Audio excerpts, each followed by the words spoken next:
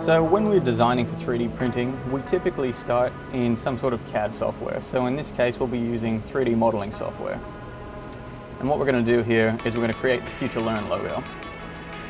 So in designing from first principles, we create a series of lines, which will be the outline for the text and the ladder structure. And we actually extrude that or build that and create volume from it. So we create a two-dimensional sketch and we expand it out, in this case, up to 15 millimeters. From this point, we save the file and we convert it to an STL.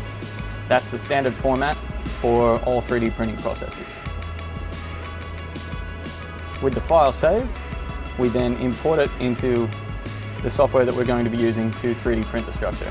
In this case, it's called Matter Control, and it links up to our 3D printer here. So this is a typical FDM printer that's fused deposition modeling and takes a preformed thermoplastic filament and deposits layer by layer the 2D cross-section that we've designed.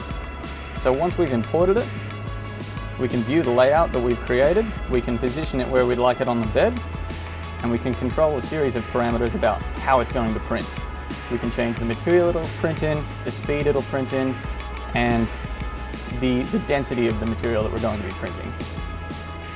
In this case, we're just going to be using standard typical parameters for PLA.